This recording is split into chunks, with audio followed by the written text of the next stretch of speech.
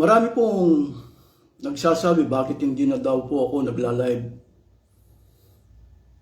Ako po ay nagla-live sa aking YouTube channel. Kaya kung gusto niyo pong subaybayan ng aking pagla-live, ay panoorin niyo po ako sa YouTube channel ko, Renato Pasukin. Ngayon po, ang ituturo ko po sa inyo ay ang tunay na iglesia na pag-aari ni Kristo.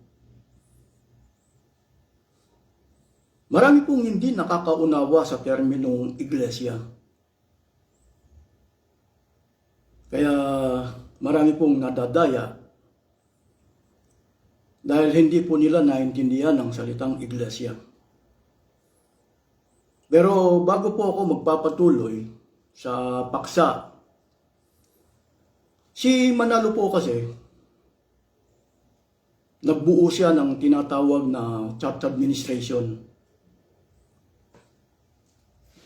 Yung pong church administration, ang ginagawa po nila, gumagawa sila ng administrative rules.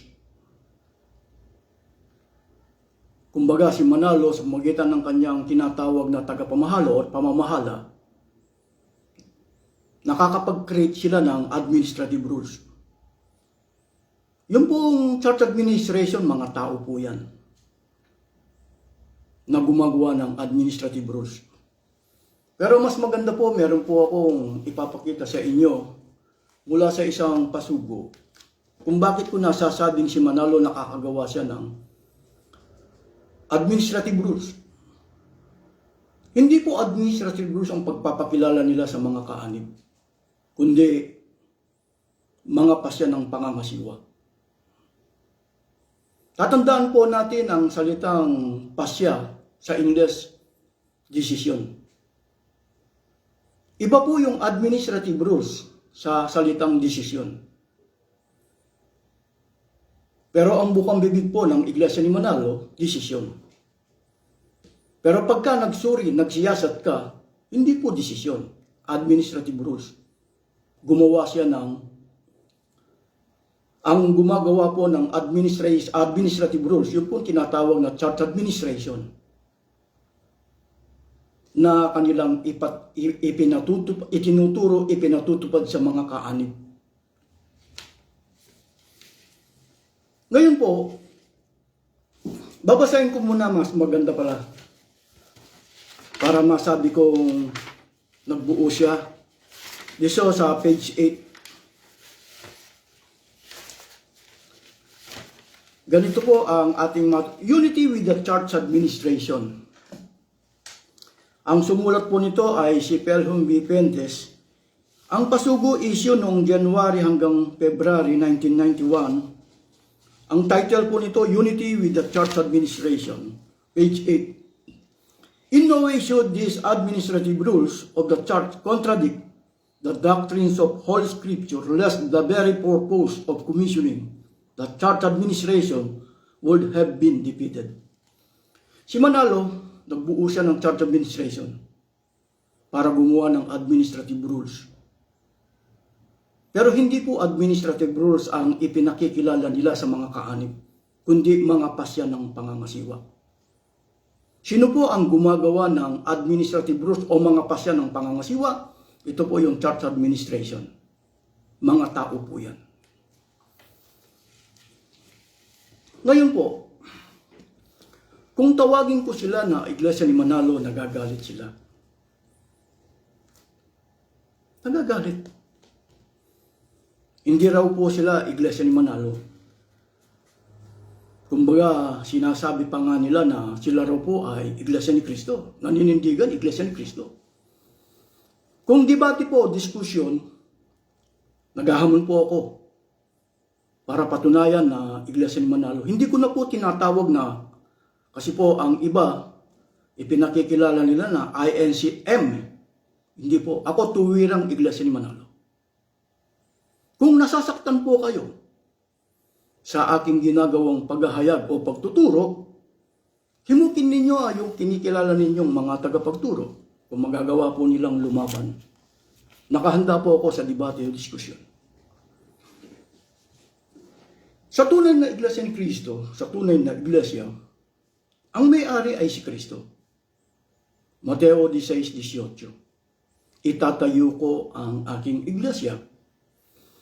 Sino po ang ulo o may-ari? Aking iglesia. At siya rin ang tumatayong ulo sa iglesia, Colosas 1:18. At siya rin ang tagapagligtas ng iglesia. Wala pong alinlangan niya. Kaya po yung mga ililigtas ni Kristo ay dinadala sa iglesia. Ganito po ang ating matutunghayan. Dito po sa Today English Version, King James Version, sa Gawa Kapitulo 2, talatang 47, praising God and having favor with the all people. And the Lord added to the church daily such as should be saved.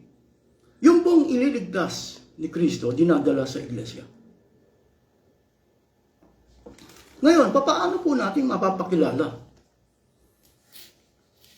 O papaano natin masasabing iglesia na ito ay pag-aari ni Kristo?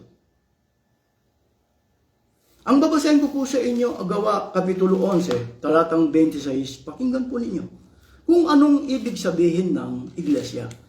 Kasi po, ang akala po ng iba na yung terminong iglesia, church, pagka sinabi mo kasi sa English ng church, ang akala po nila sambahan, yung pinagtitipunan. Yun po ang pagkakaintindi ng karamihan.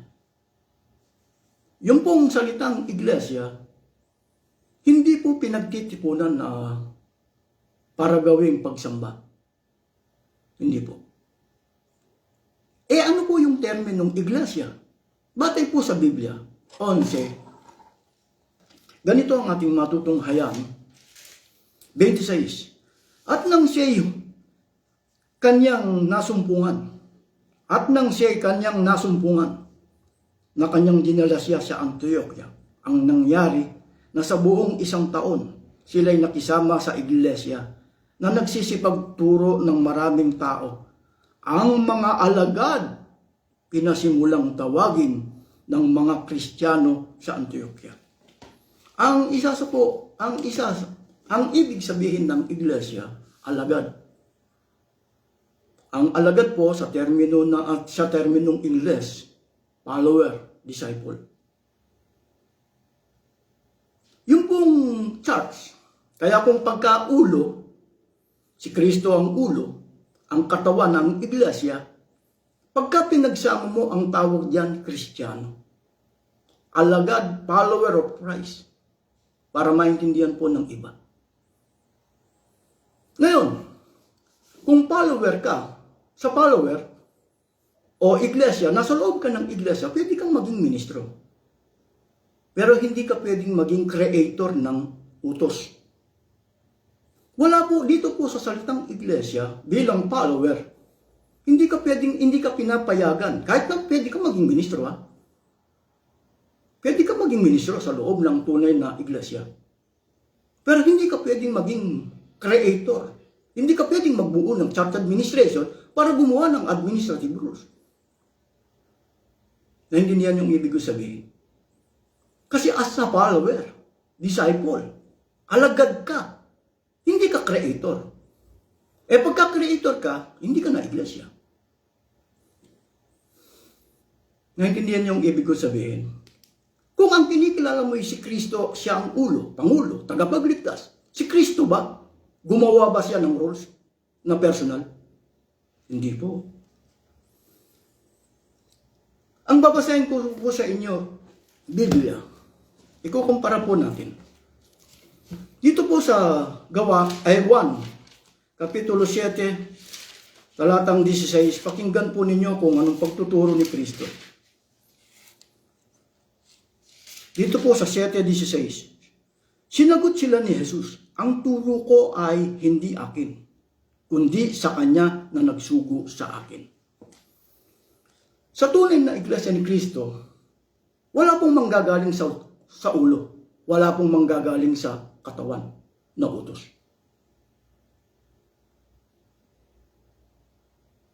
Nakita po ninyo. Kahit nakikilalanin mo siyang tagapamagitan, tagapagligtas, hindi siya gagawa ng utos. Wala. Lalong-lalo na po dun sa tinatawag na iglesia. Wala pong lalabas dito, magbubuo kami ng church administration para gumawa ng administrative rules.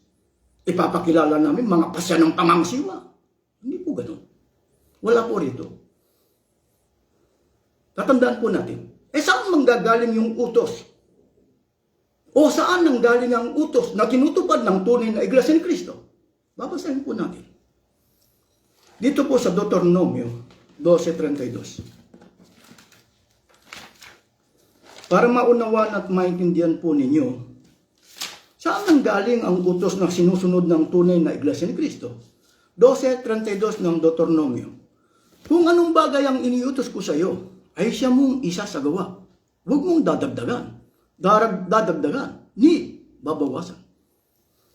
Kapag tunay kang Iglesia ni Cristo, hindi nagmula kay Kristo ang utos.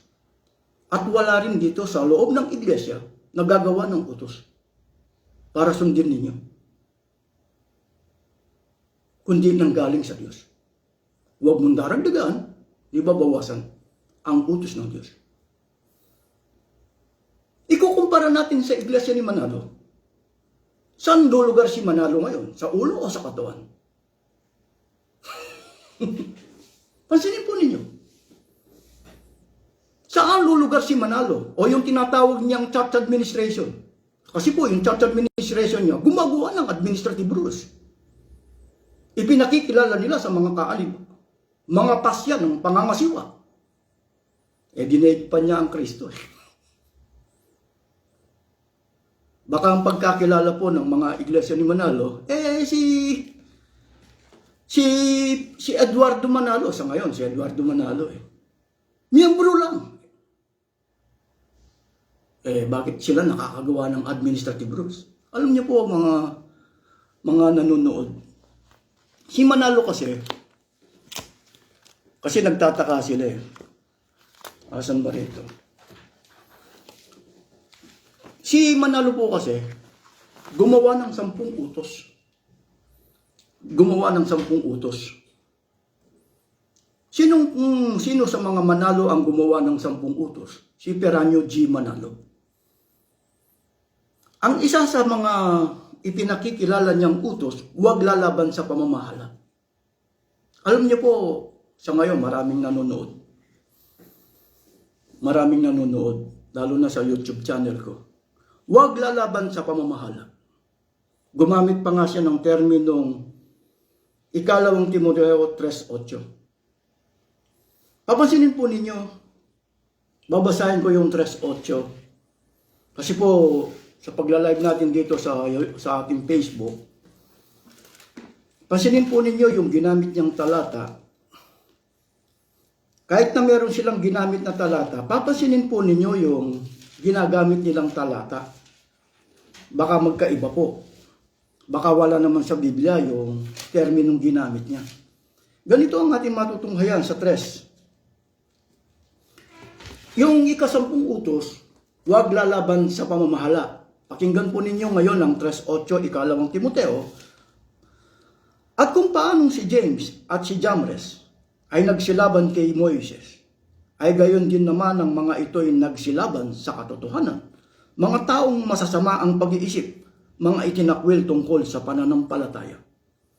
Dito po wala pong mababasa sa ginamit. Meron po siyang inilagay na talata 2 Timoteo 3:8, huwag lalaban sa pamamahala. Wala po sa Biblia. Kahit na meron siyang ginamit na talata, titingnan niyo yung talata. Ikukumpara nyo, huwag lalaban sa pamamahala. Ibig sabihin, si Manalo, ano man ang matuklasan mo sa kanya, hindi mo siya kakalaban. Pero mababasa ba sa Biblia yung terminong huwag? Wala. Sinong lumikha? Si Manalo. Kanino ka sumusunod kay Manalo? Kaya kung tawagin ka, iglesia ni Manalo. Kapag ka ikaw ay tunay na iglesia ni Kristo, kailangan nakasulat sa Biblia ang sinusunod mo. mababasa. Bakit kailangan mababasa? Babasahin ko po sa inyo 8:20 ng Isaias. Ganito ang pagtuturo sa atin ng banal na kasulatan. Sa kautusan at sa patotoo, kung hindi sila magsalita ng ayon sa salitang ito, tunay na walang umaga sa kanila. Kinakailangan, saan mababasa yung terminong huwag lalaban sa pamamahala? Walang mababasa. Kapag wala kang mababasa, hindi po tunay. Kaya ang ginawa po ni Manalo, nagpalibot siyang ganito. Nagpakalat siya sa bawat bahay ng kanyang mga kaanib. Kaya yung mga kaanib ng iglesia ni Manalo, yung mga bahay nila, meron pong para takutin ng mga miyembro, huwag lalaban sa pamamahala. Ngayon, yung terminong huwag lalaban sa pamamahala, labag po ito sa Biblia. Labag pa ito sa Biblia. Ganito ang ating matutunghayan sa Galacia, Kapitulo 1, talatang 8. Itutuloy po natin ng 9, pakinggan ninyo kung bakit ko nasabi. Kung bakit ko nasabing yung terminong ginamit niya na huwag lalaban sa pamamahala ay labag sa Biblia. 8. Datapot kahimat kami o isang anghel na mula sa langit ang mangaral sa inyo ng anumang ebanghelyo na iba sa aming ipinangangaral sa inyo ay matakwil. 9. Ayon sa aming sinabi ng una, ay muling gayon ang aking sinasabi ngayon. Kung ang sino man ay mangaral sa inyo ng anumang ebanghelyo na iba kaysa inyong tinanggap na, ay matakwil. Ang tunay na ministro, tunay na tagapagturo, nagturo siya. Pero kinakailangan walang pagbabago. Nagsimula siya, kung yung pagsisimula niya hanggang sa katapusan, walang pagbabago. Kapag ka nagbago siya, itatakwil mo. Halimbawa, si Manalo, ang tanging batayan niya ay Biblia. Paano siya nakakagawa ng administrative rules? Paano po? Baka meron pong nagtanong paano natin mapapatunayan na si Manalo ipinakikilala niya sa kanyang mga kaanib na ang tanging batayan niya ay Biblia? Pagkatapos yung pala, hindi naman pala Biblia ang batayan niya. Kundi kaya nakakagawa siya ng administrative rules. Ang babasahin ko sa inyo ay isang pasugo. We believe, ito po yung mga iglesia ni Manalo. Ito pong pasugo nito, page 24. Ito po yung pasugo. We believe that the Bible is the sole basis of faith and service to God. Ano po ang tanging batayan nila? Biblia. Tanging batayan nila? Biblia. Kung ang tanging batayan mo ay Biblia, hindi ka na magbubuo ng church administration para gumawa ng administrative rules. Naintindihan niyo yung ibig ko sabihin? Si Manalo po kasi, batay sa pagtuturo nila, mula sa isang pasugo, kung papasinin po natin, kasi po kaya po ako nagbabasa ng mga pasugo, para po may ebidensya tayo. Si Manalo po kasi, ang paniniwala niya dati, God rules. Ayan po, maliwanag. At may nilagyan pa nga niya ng forever. Dapat ang ginawa po nila, God rules, hindi na niya lagyan ng forever kung magbubuo siya ng church administration. Diba? Kung magbubuo siya ng church, anong layunin ng church administration? Gagawa sila ng administrative rules. Yung bang God rules at saka administrative rule, pareho po ba yun? Kayo po. Kaya ang banggit po dun sa Galacia, babasahin ko po muli yung sinasabi ko. Galacia 1:9. Uulitin ko po para maunawaan at maintindihan ninyo. Ito po ang pagtuturo natin. Galacia Kapitulo 1, talatang 9. Pansinin ninyo. Ayon sa aming sinabi ng una, ay muling gayon ang aking sinasabi ngayon. Ganito ba ang kapangangatwiran ni Manalo? Naging forever ba ang God rule sa kanila? Hindi. Anong ginawa ni Manalo? Nagbuo siya ng church administration para magbuo o para gumawa ng administrative rules. Ipinakikilala niya sa kanyang mga kaanib na mga pasya ng pangangasiwa. Hindi po nila tuwirang sinasabing administrative rules. Hindi po nila tuwirang sinasabi. Bakit mo ginagawa yan? Pasya ng pangangasiwa. Yun ang sagot ng mga ministro. Pero pagka nagsuri at nagsiyasat ang mga kaanib, ang salitang pasya ay desisyon. Saan nagmumula yung desisyon? Sa God rules o sa administrative rules? Kaya ang ginawa po ni Manalo, nagbuo dahil sa sobrang dunong. Ibig sabihin, si Manalo, nagbuo siya ng church administration. Saan ba lumulugar si Manalo?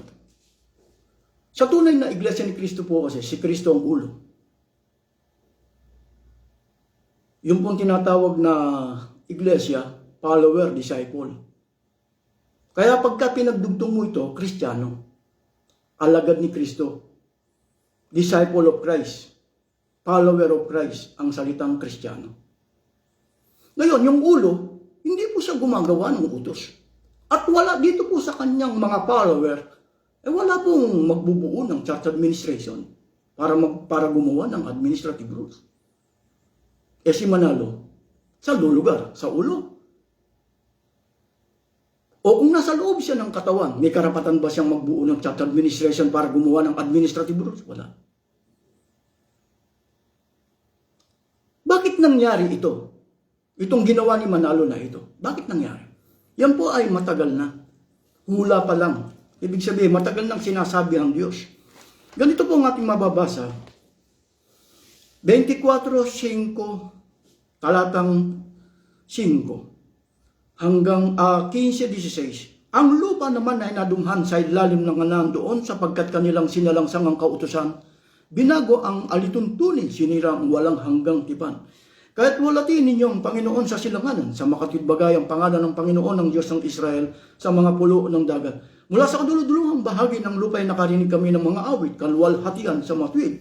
Ngunit aking sinabi, namamatay ako sa aba ko, ang mga manggagawang taksil ay nagsisigawang may kataksilan. Oo, ang mga manggagawang taksil ay nagsisigawa na may lubhang kataksilan. Si Manalo, pinalitan niya yung God rules, hindi naging forever. Kaya nagbuo siya ng church administration para gumawa ng administrative rules. Kaya ang tawag ng Diyos, manggagawang, nagsisigawang may kataksilan. Alam niyo po, ang bukang bibig ng mga tao, hindi po taksil, kundi Judas.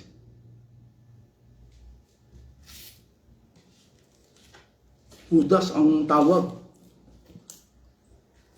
Sino pong mga Judas? Si Manalo.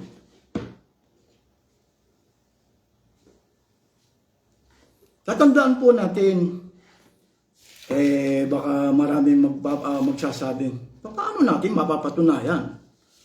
Kasi po, maraming nagagalit sa atin. Ang kinagagalit po nila, bakit po itinuturo natin na taksil sila? Kasi po, baka marami pong nanonood ngayon sa inyong panunood, baka sabihin, paano mo mapapatunayan na ang iglesia ni Manalo ay isang katuparan ng Isaias 24:15-16. Ito po yung pasugo.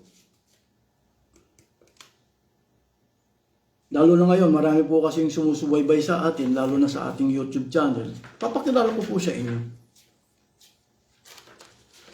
Ang sumulat nito ay si Benvenido C. Santiago sa Pangulong Tudling para sa Kalwalhatian ng Diyos. Volume 55, number 7, July 2003. Sino po ang katuparan ng Isaiah 24:15-16? Bilang mga lingkod ng Diyos sa huling araw na ito, page 16 po pala to. Bilang mga lingkod ng Diyos sa mga huling araw na ito, batid natin na pangunahin tungkulin natin na siya ipaglingkuran at sambahin. Sa katunayan, nakasahad sa hulang nagpapatutuo sa ating kahalalan na ito ang layo ng Diyos sa pagtawag niya sa atin. Sinabi ni Propeta Isaiah, "Dahil luwalhatiin ninyong Panginoon sa silanganan, sa makatibagay ang pangalan ng Panginoon ng Diyos ng Israel sa mga pulo ng dagat. Mula sa kaduluduluhang bahagi ng lupa ay nakarinig kami ng mga awit, kalwalhatian sa matwid." Kulang po ang itinuro ng Iglesia ni Manalo, pero sila ang nagpapatutuo na sila ang katuparan ng Isaiah 24:15-16. Wala pong alinlangan. Masakit man nabasahin, pero wala tayong magagawa.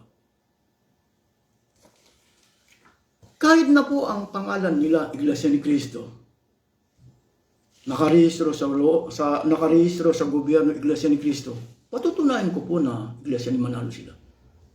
Dapat pa nga silang magpasalamat kung ang tawag ko sa kanila ay Iglesia ni Manalo.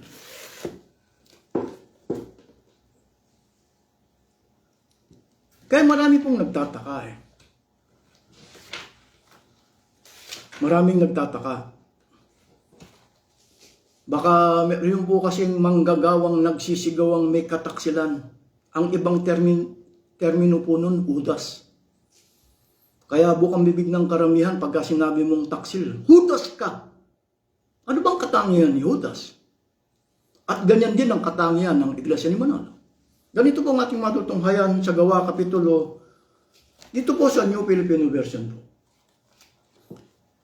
Kapitulo 1, talatang 18. Sa pamagitan ng bayad na tinanggap ni Judas sa paggawa ng kasamahan, bumili siya ng lupa at doon niya bumagsak ng patiwarik.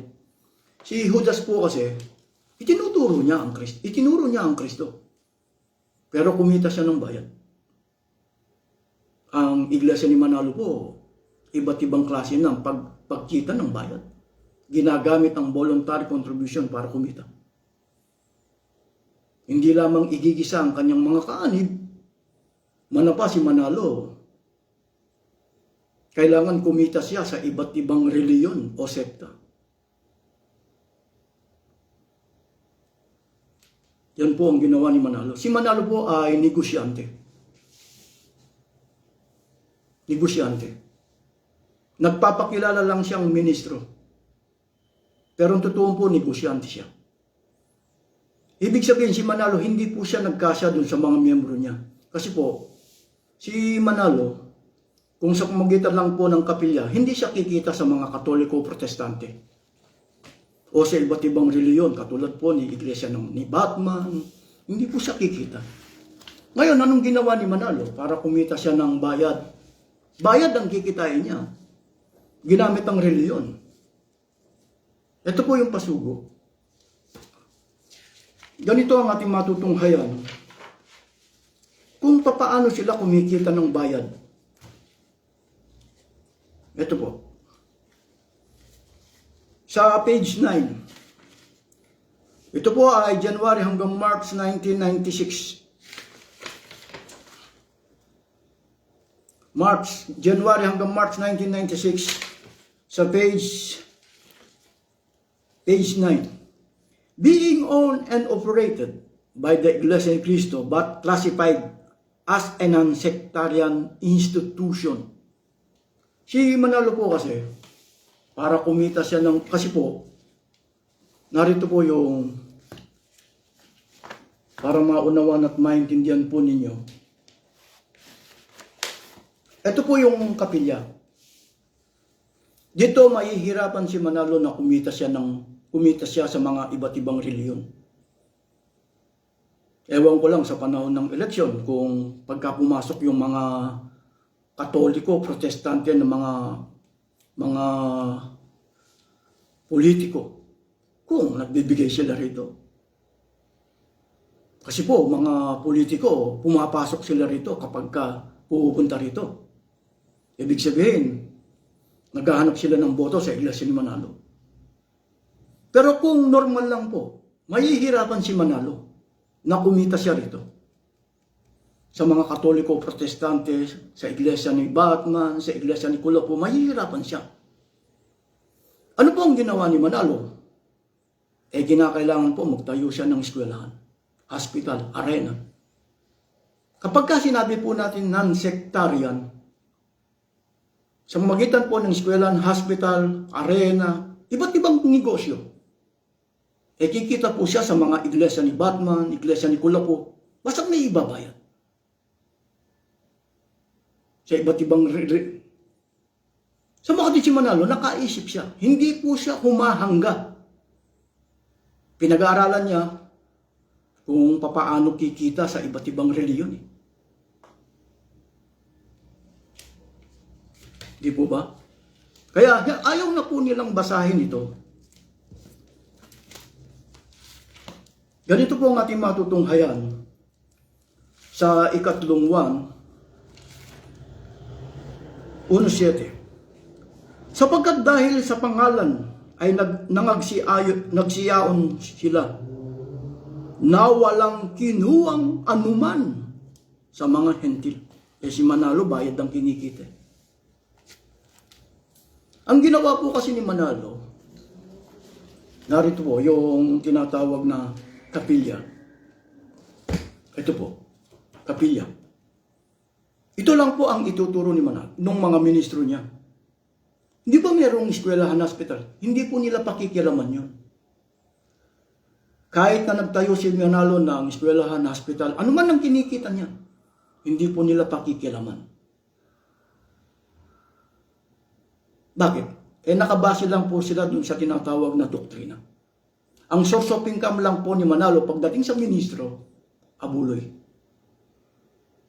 Sa ngayon, 4 sa araw ng linggo pero Huwebes. Bali 5. Yun lang po ang ituturo. Si Manalo sa pamagitan ng ministro walang kinikitang bayad. Ang magtuturo po ng bayad na kinikita at halimbawa, eskwelahan, hospital, kung sino yung, kumbaga nagkakaroon po sila ng kanya-kanyang departamento. Kung anong departamento mo, ayun lang ang ituturo mo. Hindi ka na pwedeng tumingin dun sa eskwelahan. Kahit na ikaw, halimbawa, nag-aral ka, nagbayad ka, hindi mo pwedeng ituro. Kasi po yung terminong bayad, lalabag doon sa turo mo sa Pandoktrina 19. Kahit na yung mga anak mo nagbabayad, doon sa eskwelahan pag-aari ni Manalo, hindi mo pwedeng ituro. Para kang kabayo, nilagyan ka ng takip sa mukha. Kung saan ka pinatatakbo, doon ka lang tatakbo. Ganyan po ang katangian ng Iglesia ni Manalo. Hindi po gawain ng tunay na Iglesia ni Cristo ang magnegosyo. Mana pa, ginawa ni Cristo. 1 Kapitulo 2, talatang 14 hanggang 16. Pinagtabo yan na. Kaya nasasaktan po ang iba kung tawagin ko sila Iglesia ni Manalo. Hindi po. Kahit na ang pangalan ninyo, ako po dating kaanib dyan sa Iglesia ni Manalo. Kusa lang akong umalis, tumiwalag. Nang makita ko na pinagsasamantalahan po yung mga kaanib. Hindi po sumasapat kay Manalo.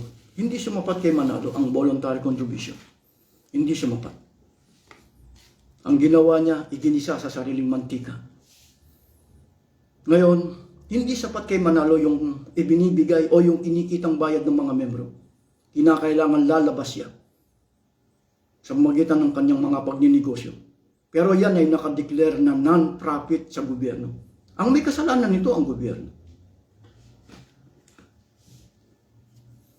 Dahil lahat yan nakadeclare na non-profit. Kaya pag pwede kang idemanda ni Manalo, pero kapag ka idinimanda ka, magiging issue kung anong kinikita niya. Paano palalabasin ni Manalo na ang source of income niya ay voluntary contribution? Hindi po ba? Yun po ang pagkakaiba ng Iglesia ni Cristo. Si Cristo ang ulo, bilang ulo, hindi kanya ang turo, kundi sa Diyos. At dun sa kanyang iglesia, walang magbubuo para gumawa ng administrative rules. Kung ang pagkakilala mo ay follower, disciple. Wala po rito magpapakila, follower po kami pero creator kami ng utos. Walang ganyan. Walang ganyan. Si Manalo nagpakilala siyang executive minister. Sana naunawaan at naintindihan po ninyo. Kaya kung tawagin ko sila, Iglesia ni Manalo, dapat pa nga silang magpasalamat. Dapat po iglesia ng demonyo. Dahil hindi po gawain ng tunay na Iglesia ni Cristo ang ginagawa nila. Naging manggagawang taksil sila sa harap po ng Diyos. Tumalikod sila sa mga utos. Hindi nagkasya sa God rules. Manapa yung God rules, pinalitan nila ng administrative rules para pasunurin ng mga tao. Imbes na sa mga God rules na ginawa ng Diyos. Ito po ang aking paksang naipaksa. Marami pong salamat sa inyong lahat.